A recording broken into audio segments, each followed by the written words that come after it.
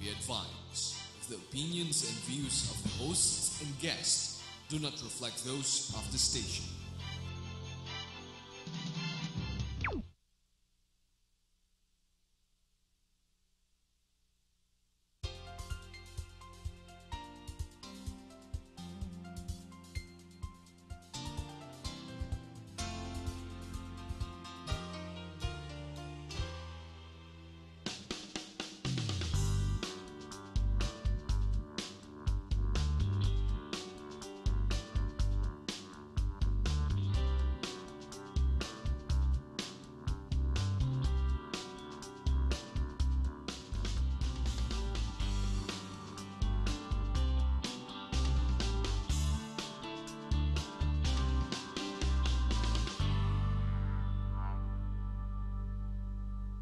Welcome to Open House with Gerry Cornejo, where we feature people, places, and things that are in the news or who should be in the news.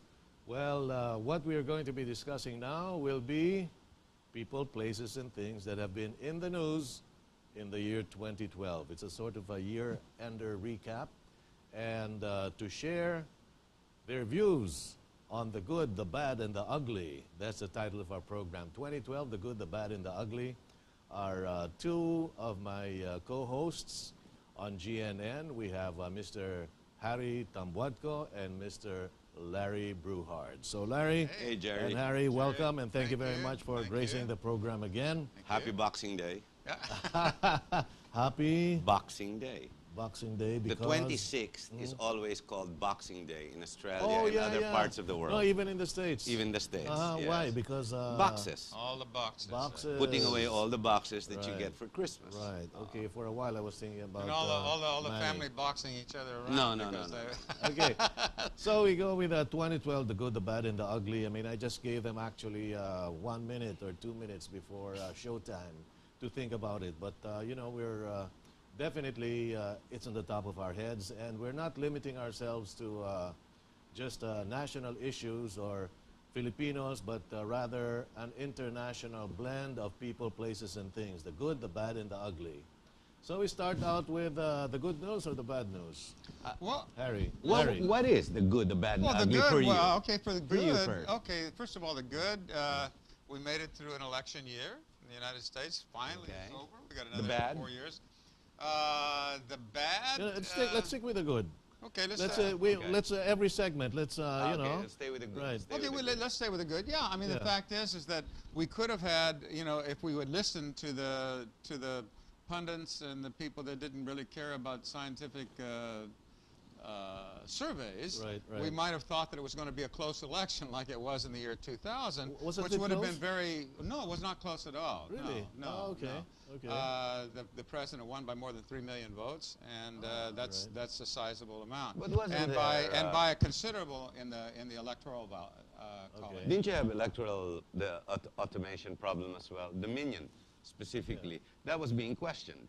Well, people were thinking that there were going to be, no, the fact was that was one of the things that one of the parties was trying to come up with, there was going to be false votes.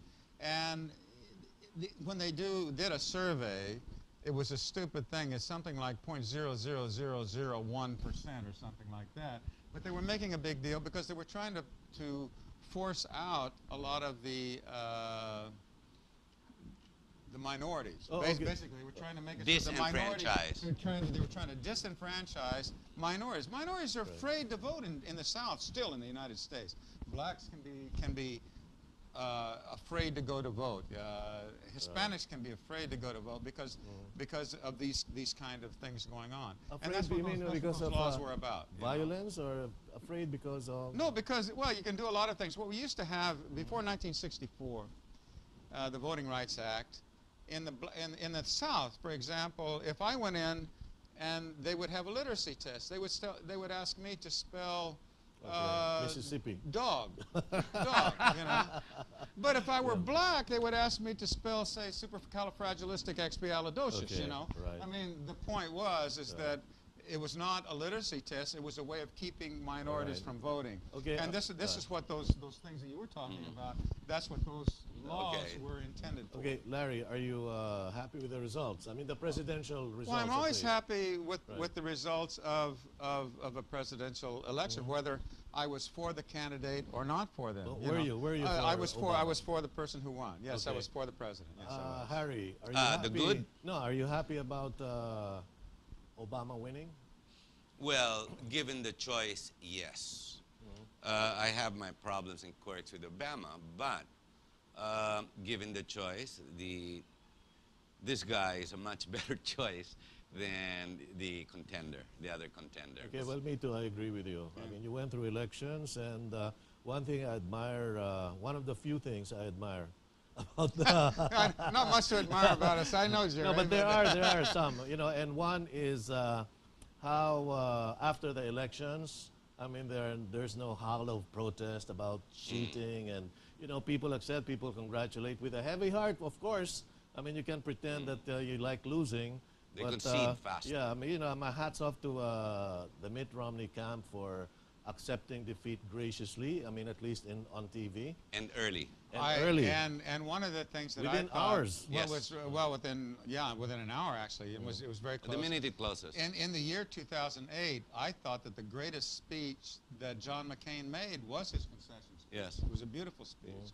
And in the case of President Obama, his acceptance speech or his victory speech was very toned down and very let's bring everybody together sort of thing. And that's the thing that is an American tradition, and it's something that I think we should be proud of. Yes, you should that be. Congratulations. we do agree with when we have an election, we're not happy, and some of the wackos are still not happy. But for the most part, Americans, hey, it's we voted. He's the president. We're going to support him until we have the next election. Okay, Mr. Harry Tambuatco, the good that happened 2012. The Philippines. Okay. The Philippines, the good simply because the rating agencies have brought up our ratings. The GDP that just came out has been very positive. The rich are getting richer. That's the very good here. I'm not going to critique about whether it really slides down to the poor. But the Philippines in general, based on the perception that we have created all around the world, is we have definitely improved, as the government boasts. Now, these figures and these economic statistics have come out, and that has promoted the Philippines. Now, in spite of devastation like the last Pablo, the Typhoon Pablo, I congratulate government for being on the grassroots down there and helping out and having the budgets, the monies, and the ability to actually go down and help them out. I mean, this is not a false claim. They are really on the ground and distributing food, and not just for 2 weeks, 1 week, 1 month. No, they're going to go until middle of this year until they resuscitate the whole Cagayan de Oro area, the damaged, the devastated area. Perception-wise, yes, it's good for the Philippines, and that's the good for 2012. To what do you attribute this success of the Philippines? Or the Philippines now is not the basket case of Asia anymore. Whether politically, economically, culturally, I mean, we're stepping up. But then again, of course, we were rock bottom, so there was no other way to go but up. But in any case, to what do you attribute the success to? Let us not forget the OFWs, who we no longer call the heroes. You've got $24, $25 billion. That's just on the recorded scale. You know, that is identified. And there's much more of that under the table or through the unusual, non-traditional ways, not through the banks. That has strengthened and propped up the dollar, so much so that the foreign exchange reserves are very, very high. Now, based on that, our president's perception abroad is very nice. It's clean. And for whatever that's worth, I think that is a feat and that's success for the Philippines. Whether it trickles down to the poor is another question. Well, for sure. I mean, he's only on his second year of presidency. I know, but the poor, the problem is the poor don't like to wait. They shouldn't wait. and they've already been waiting. Now, regardless of whether it's his presidency that has propped us into this economic positioning, or it could have been the past president's workings, because you don't make it in 1 or 2 years. This is a 4, 5, 6 year infrastructure build-up to get to where we are. So let's not take away what is due GMA and what is due Pinoy. Okay. Now, the perception and the Malacanang propaganda machine, I think, has done a terrific job. And I believe that if it's one thing we should celebrate in 2012, and the rest of the world, it's called the Philippines. Okay. Can I make a point Sure. about on the good side of this as well? Okay. A show I did yesterday, right on GNN, had to deal with people that are helping SMEs, small and medium enterprises, get funding so that they can build their enterprises and do better than what they're doing now. And this would help, I believe, eventually maybe create new customers out there, or create new businesses, because what you've got, 90% of all businesses are in that SME area anyway. Right. So if we're helping them get funding, they're going to grow, which is going to help the country to grow, and maybe we'll put a little dent in the poor. As Harry's saying, the rich are getting here, the poor are not moving up. Maybe if we're building the SMEs, then the poor will be raised a little bit as well. Maybe we'll be reaching them a little bit better than we will with Goodness, the what's others. happening? I'm agreeing with both of you. It's awful, isn't it? Everything you're saying, I'm agreeing with everything you're saying. Well, we're still early in the show. We're still I still agree with early the in the elections. show. I agree with the President Obama. I agree with the Philippines going up, and at least the leadership going up. Now, my take, the good, I agree with both of those. But then one thing I agree, the one good thing I see that would still be controversial to some people is the impeachment of the Chief Justice. Maybe not everybody will agree with me, but I think it sends a clear signal to our political system that this present dispensation means business. And without a doubt, I mean, he was guilty of an impeachable offense. I mean, none of those were made up. As a matter of fact, he got pinned down on what he himself said about 200 million in his account. In other words, it wasn't something, because the other accounts, he said, you know, were manufactured by the banks, but this time it came from him. He said, I have 200 million there, but it's not mine. Yeah, right. Okay, so anyway, I think was he going to give it to one of us? Right. And you know, I mean, I also believe that for us to have social stability, we need a very strong justice system. You know, people don't revolt because they're hungry.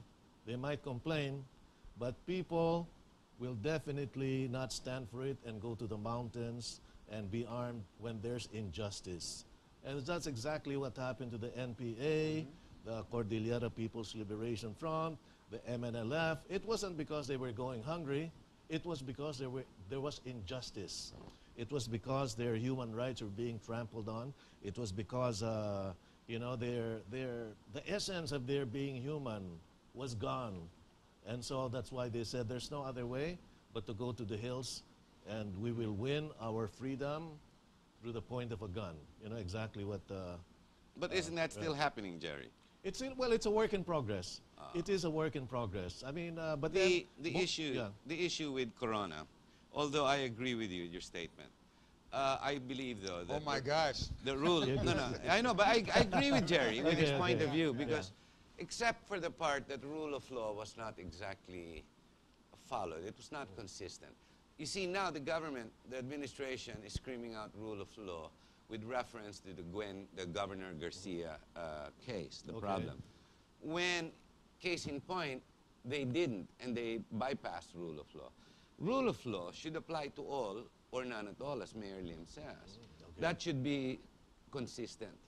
The problem is it does not. It is subjective in this specific case. But I also agree with you about the justice system, first and foremost. The problem is the Corona case still has not put a dent in the justice system. I know, because I'm in court for different reasons. And I can see the justice system is still inadequate, it's incompetent, and it does not, it's a poor, if the word is judiciary, that's one thing they don't do. Well, at least it's a start. It's a start. I mean, don't think it's even going starting. It's going to take a big overhaul, but hey, come on. If you take out the Chief Justice because of corruption, it's a big, huge start. Anyway, when we come back, we have 3 segments. We're going to be talking about the bad. The bad. We've done the good, and I don't know, why are we agreeing on all of these things? But anyway, no, because we're doing it for your sake, really. I mean, you know, we're giving you opinions that were culled from 12 months of talking to politicians, of movers and shakers, of reading local and international papers. So I think we did a good job there with our first segment. When we come back, Mr. Harry Tambuatco and Lary Brouhard, we're going to be talking about Zabad 2012. What happened? That was bad.